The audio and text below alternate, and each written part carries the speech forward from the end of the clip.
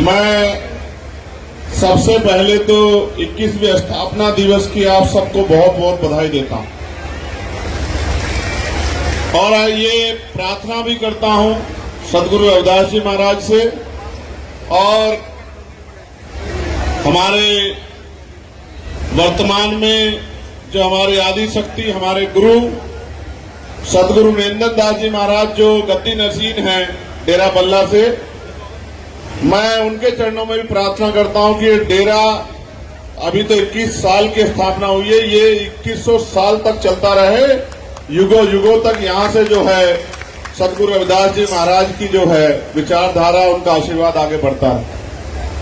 मैं पिछली बार जब आया था तो महाराज जी से कह के गया था कि मैं कोशिश करूंगा कि अगली बार जब आऊं तो राजकाज में कुछ हिस्सेदारी करके आऊं। ये अच्छी बात है। महाराज जी ने भी कहा, महाराज मनदीप दास जी और बड़े गुरु जी सदगुरु नरेंद्र दास जी का आशीर्वाद और तमाम संतों गुरुओं का आशीर्वाद मेरे ऊपर लंबे समय से है।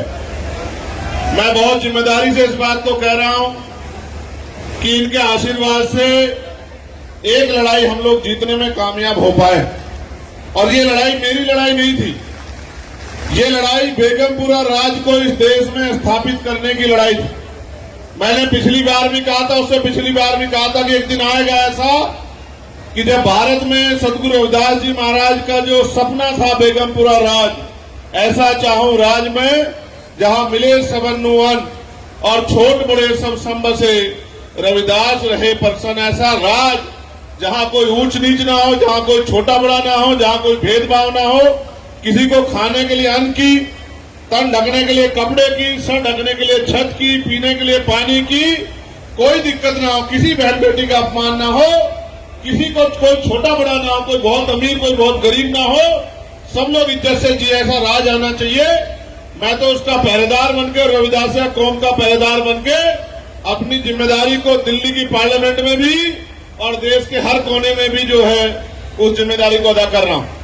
और मेरा विश्वास है कि जिस दृढ़ संकल्प से हम लोग लगे हुए हैं, आने वाला दशक भी पूरा नहीं होगा और इस देश में बेगमपुरा राज सदगुरु रविदास जी महाराज जी का बेगमपुरा शहर का सपना पूरा होगा, ऐसा मैं भरोसा। मैं क्योंकि समझता हूं कि जब तक बेगमपुरा नहीं आएगा तब तक असमानता की लाठी नहीं टूटेगी और उसको लाने के लिए हमें संघर्ष करने की जरूरत है। तो मैं, क्योंकि मुझे जाना है,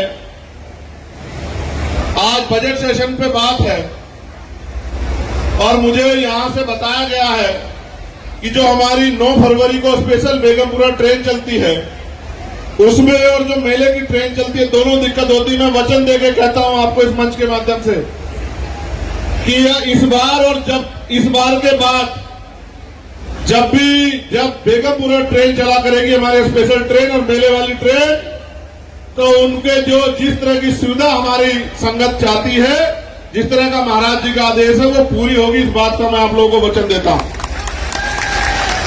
मैं आज ही जाके रेल मंत्री जी से इस बात को कहूंगा, क्योंकि महाराज जी से बड़ा हम पे अब कोई नहीं है यहाँ। महाराज जी हमारे कुल गुरु हैं, महाराज जी हमारी जो है आदि शक्ति है, महाराज जी हमारी जो है गौरव है और उनका आदेश हमारे लिए शर्माते हैं। और एक और हमने प्रयास ये किया था कि हमारी एक रेजिमेंट जो बहाल होनी चाहिए थी, वो बहाल नहीं हो रही है, उसके लिए भी हमने पार्लियामेंट में प्रयास किया था और हमने कहा था कि वो रेजिमेंट बहाल कर दो। मगर मुझे लगता है, मैंने और काशीराम साहब कहते थे कि बहाल मांगने से नहीं होगी, वो ताकत बना के करनी पड़ेगी। तो जब हम लोग ताकत में होंगे तो तब उसको बहाल भी करा देंगे और बेगमपुरा राज के लिए संघर्ष करते रहेंगे। मैं आप सबसे प्रार्थना करता हूं कि आप ऐसे ही डेरे से जुड़े रहें और डेरे से जो आदेश हुआ करे, डेरे से महापुरुषों की जो वाणियां हुआ करे, उनको आत्मसात किया करे और एक दिन रविदासिया कौम का झंडा और डंडा दुनिया में जो है ऐसे ही चमकेगा जैसे इस डेरे में चमक रहा है, ऐसा मेरा विश्वास। बहुत बहुत धन्यवाद। बहुत हुआ है कि तुगलकाबाद का हमारा गुरु घर नहीं बना है और आप जानते हैं, मैंने पार्लियामेंट में पहले दिन ये बात उठाई थी कि सबकी आस्था का सम्मान होना चाहिए। वो गुरु घर जहां सदगुरु रविदास जी महाराज रुके थे, और उन्होंने लंबे समय वहां सेवा दी थी। वो गुरु घर जब तोड़ दिया गया, हम लोग जेल गए 96 लोग। हरियाणा का मैं सम्मान करता हूं कि हरियाणा के बहुत सारे नौजवानों ने उस दिन आगे बढ़ चढ़ के हिस्सा लिया था, लेकिन वो गुरु घर नहीं बना। मेरे दिल में टीस है।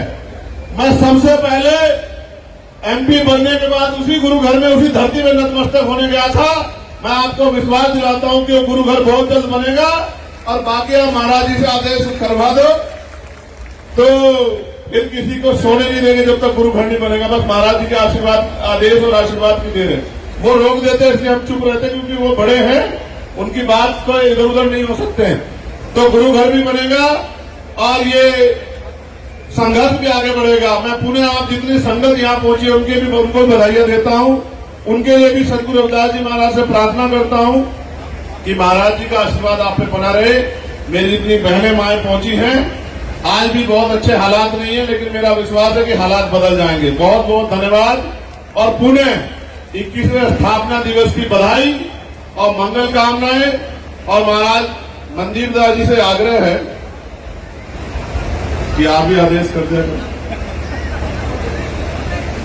बड़ी तकलीफ होती है जब उस गुरु घर में जाते हैं।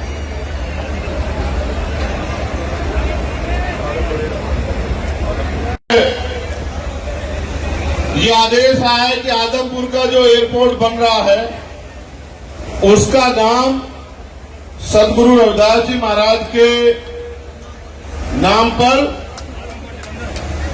देश के प्रधानमंत्री जी पंजाब में बोलकर गए थे कि वो होना चाहिए।